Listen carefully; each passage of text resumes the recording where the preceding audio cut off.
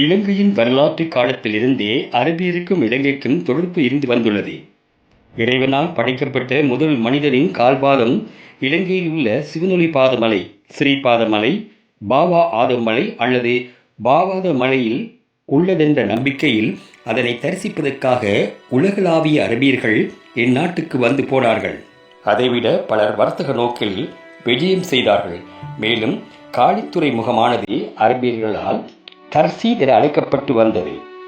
அரபியா, பாரசீகம், எகிப்து, Indonesia, India போன்ற நாடுகளில் இருந்தும் அந்த நாடுகளுக்கூடாக இலங்கைக்கு அரபியர்கள் வந்தார்கள்.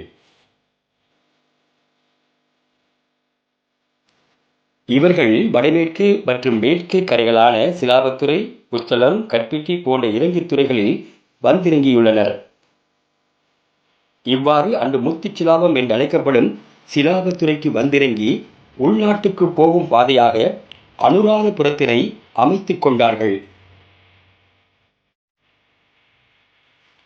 இலங்கைக்கு வந்த அரபியர்கள் பலர் வர்த்தக பொருட்கள் வியாபாரத்தில் ஈடுபட்ட வேளை, குறிப்பாக மலபார், இந்தோனேஷியா போன்ற நாடுகளில் இருந்து வந்தவர்கள் யானை பிடித்து ஏற்றுமதி செய்து வந்தனர்.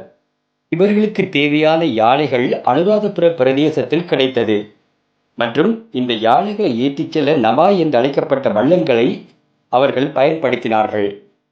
இவர்களது பரம்பரையினர் இன்றும் இப்பிரதேசத்தில் வாழ்ந்து வருவது குறிப்பிடத்தக்கது. இவர்களை ஆனப்பா குடும்பம் என்றும் ராவுத்தரப்பா குடும்பம் என்றும் அழைத்து வருகின்றனர். இவ்வாறு பல தேசங்களில் இருந்து வந்த முஸ்லிம்கள் அனுராதபுரம் பிரதேசத்தில் திசாவெவர்கம, பொன்னாரங்குளம், குமிச்சம் குளம், ஆமன்னா ரத்மல, நாச்சியாதீவு போன்ற பிரதேசங்களில் ஆரம்ப குடியேற்றங்களை அமைத்து வாழ்ந்து வந்தனர்.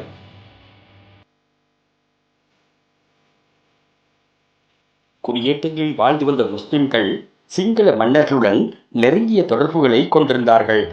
சிங்கள மன்னர்கள் யுத்த அபாயத்தில் சிற்கொண்ட சமயங்களில் அவர்களுக்கு பொருள் உதவியும் யுத்த பயிற்சிகளையும் குதிரை பயிற்சிகளையும் வழங்கி வந்துள்ளதாக அறிய கிடைக்கின்றது.